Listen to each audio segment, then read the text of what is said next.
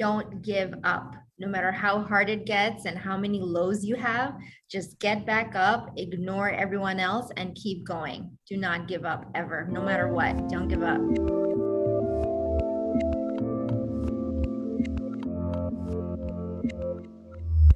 Hey everyone, this is Devin Miller here with another episode of the Inventive Journey. I'm your host, Devin Miller, the serial entrepreneur that's grown several startups into 7 and 8 figure businesses, as well as the founder and CEO of Miller IP Law, where we help startups and small businesses with their patents and trademarks. If you ever need help with yours, just go to strategymeeting.com, and we're always here to help. Now, today we have another great guest on the podcast. It's Dr. I should have asked the name before, or Noor Ali? Is that right? Yep. Yep. All That's right. right.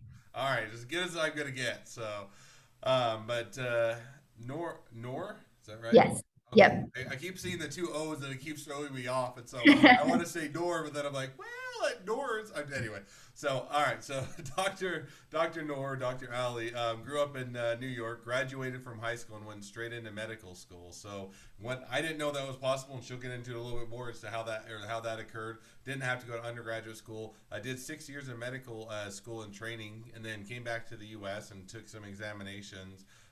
There was a bit of a difference in experience between Bangladesh, where she got some of the medical experience, and the U.S. experience, and didn't necessarily match up. So after looking around, looking at the examinations, doing a few things over a couple of years to pass examinations, decided to go into health insurance and kind of marry the medical background with the health insurance background, and that leads her to a bit of where she's at today. So with that much as an introduction, welcome on the podcast. Thank you. Thank you so much, Devin. I'm excited to be here and have this conversation with you today. Absolutely. So I just gave the quick run through, and hopefully it was mostly accurate, but you never know. Yeah. You can correct me where I'm wrong. But I gave kind of the quick run through of your journey. But now take us back to a little bit in growing up in New York, and then how you went from high school right to medical school. Yeah, yeah. Looking back now, growing up in New York is probably one of the the most defining parts of, my personality and the way I am, the way I talk, the way I walk, the way I dress. So love that part of my life. And then once I graduated high school and from Bronx High School of Science, I'm not some crazy genius woman who, got an opportunity to skip undergrad. Anyone can do it actually if you choose to go to medical school in the eastern part of the world and you meet certain pre-requirements. And I did go to a high school where I did. You can apply for the entrance exams and go straight into medical school. So anyone can do it if you decide to go to medical school abroad.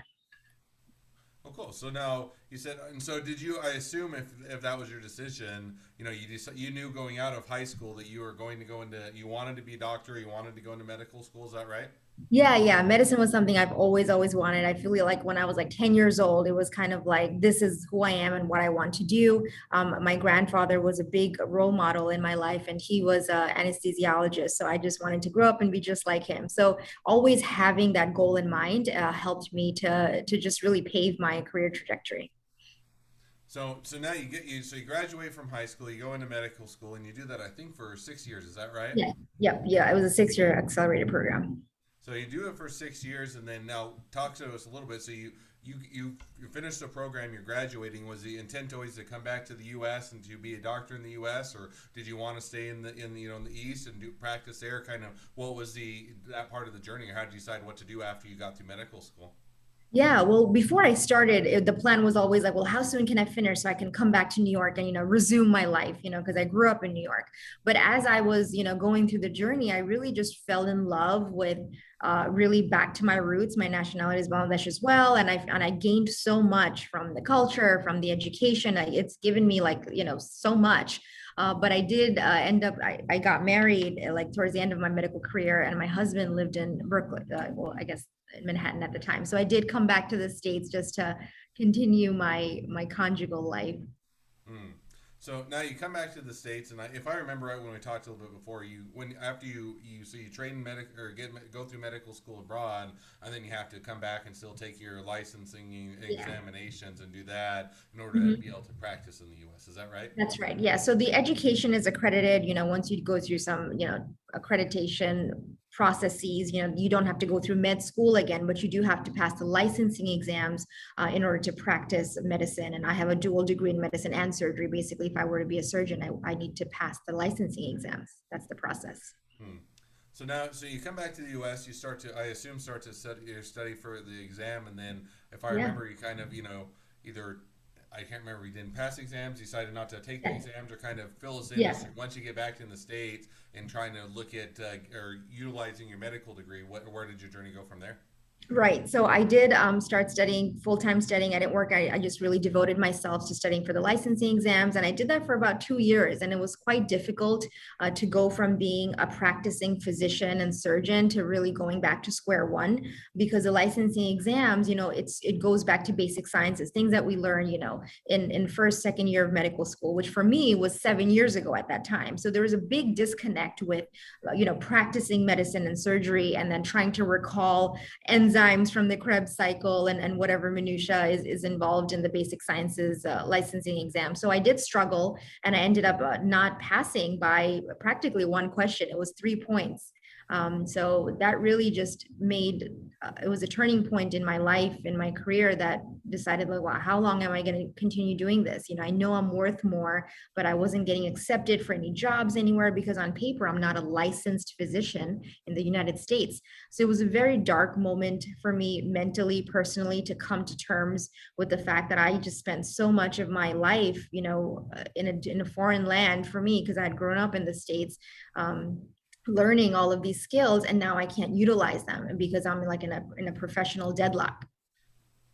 So and now, one question, just kind of as or I guess as a side note or not a side note, but so you take the exam, you study for 2 years, and then you're also done medical school for 6 years at this point. So you're 8 years into that. Yeah. How did you make the decision? Maybe it's an easy. I would assume it's a hard one.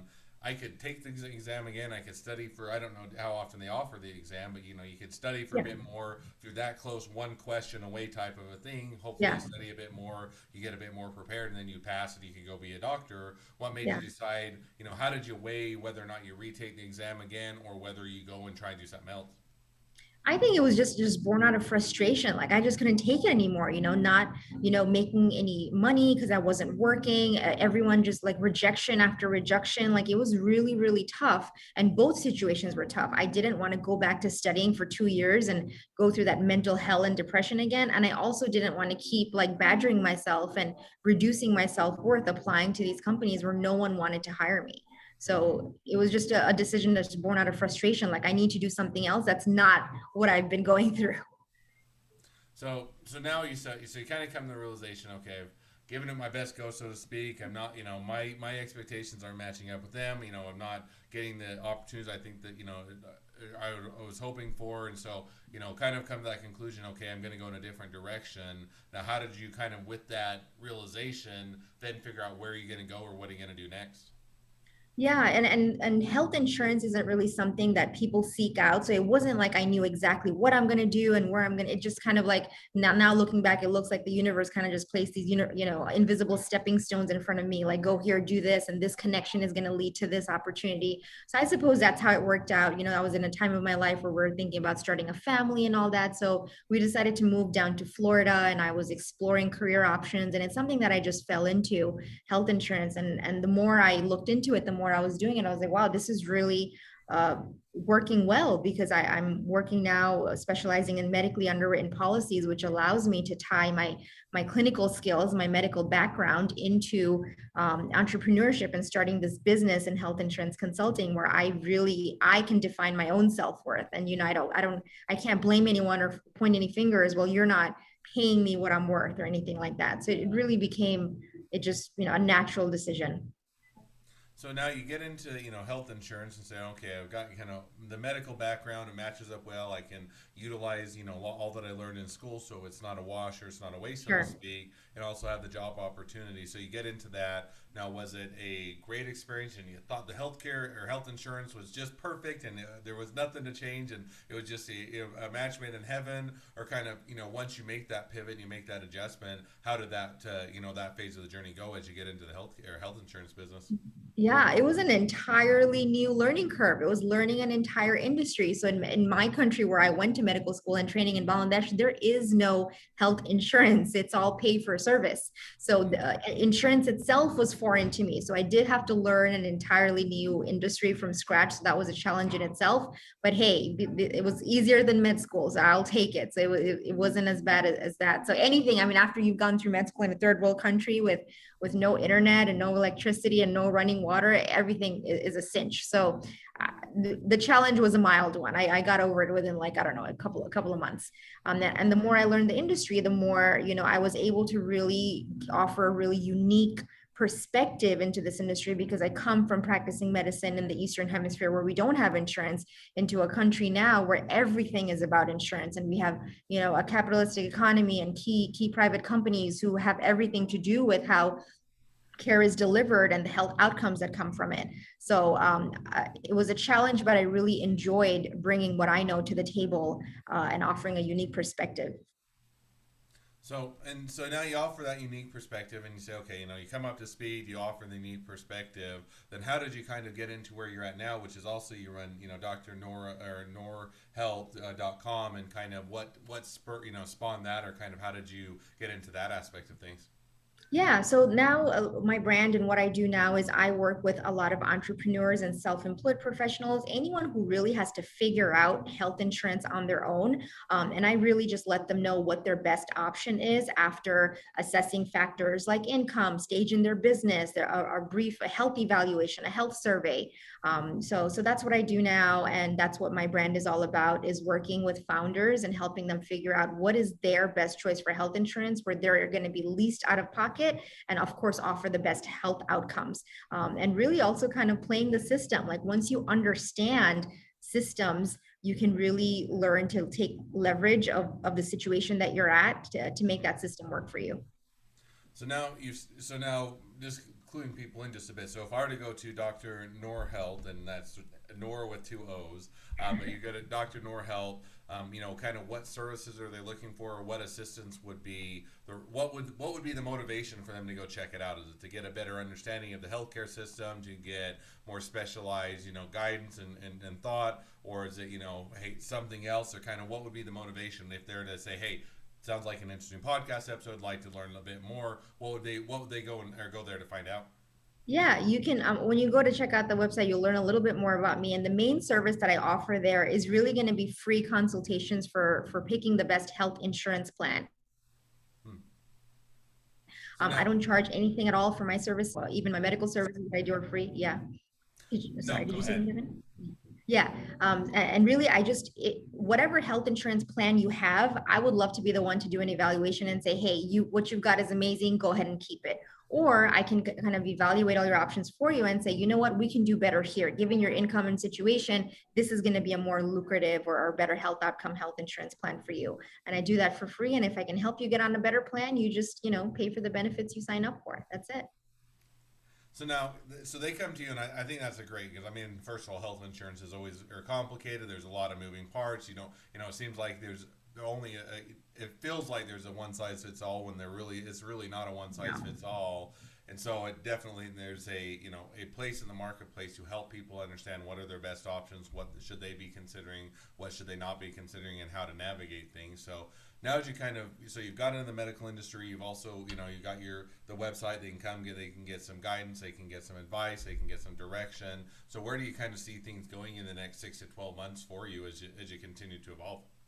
Yeah, so right now I'm definitely working on growing and scaling. I've got a wonderful team that takes care of my brand. So I'd really just love to increase my reach and, talk to more people across the country. I'm living in Florida right now, but I'm licensed to consult for health insurance in over 34 states.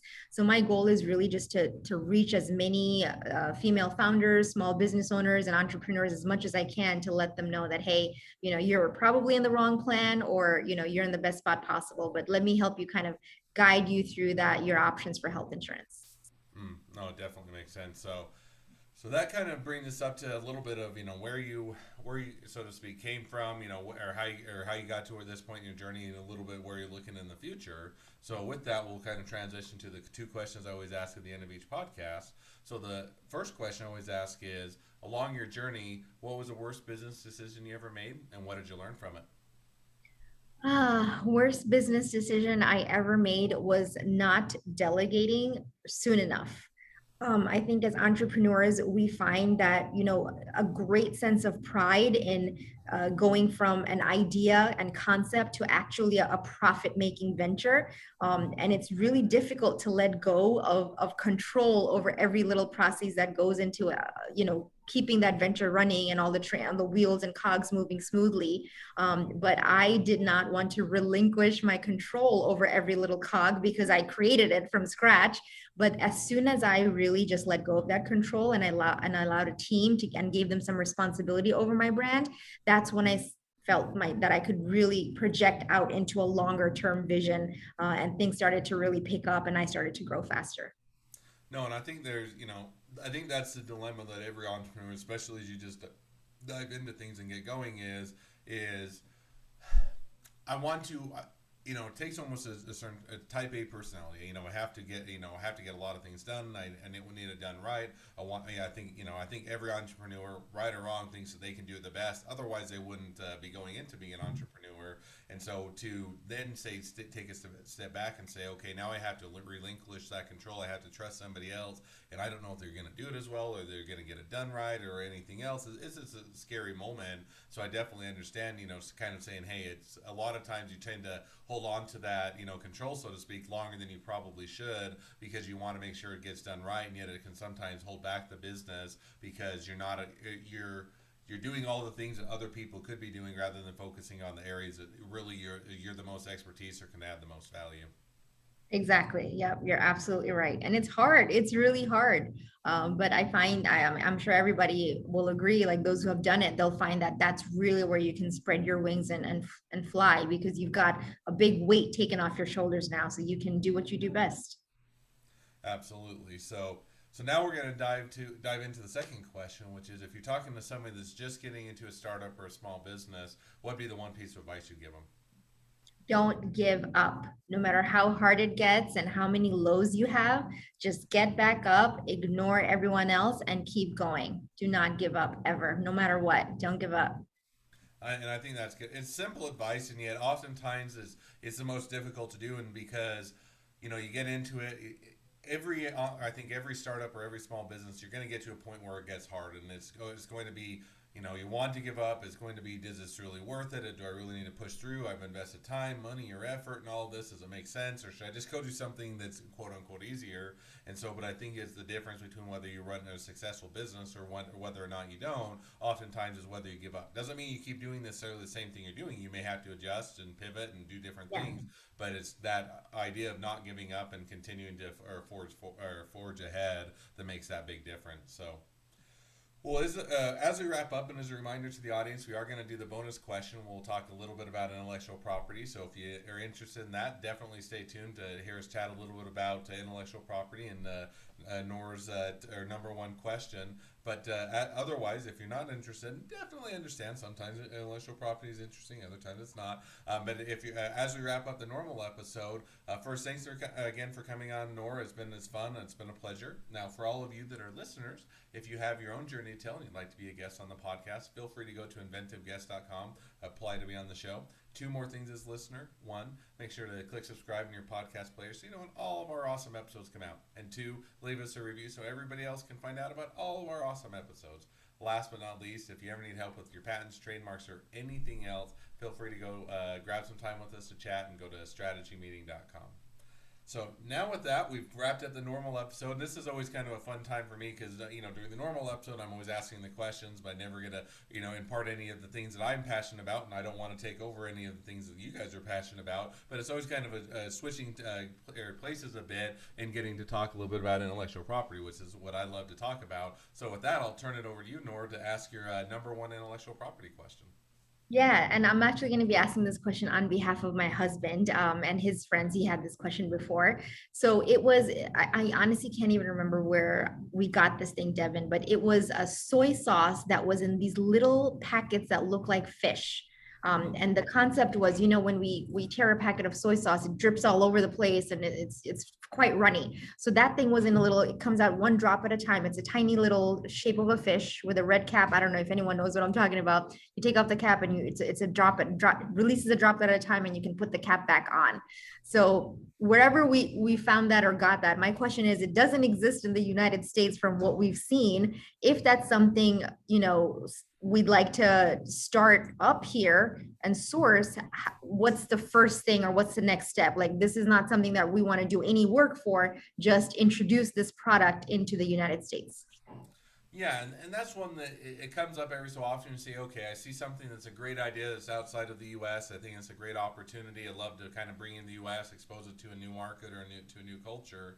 And so you do that. And, I'd break it down into two questions. One is it a good business opportunity? And I don't know enough to give you enough of an answer in the sense that I don't know what the market is. I don't know how many people will buy it. I don't know what the price point is and all those. So I'd leave that as a separate question as to whether or not it's a good business opportunity. But diving into the intellectual property aspect, so the biggest problem you'll get into is whenever you file a patent, there's kind of two requirements. One is called novelty, one is called obviousness. Novelty is basically, has anybody else previously invented this?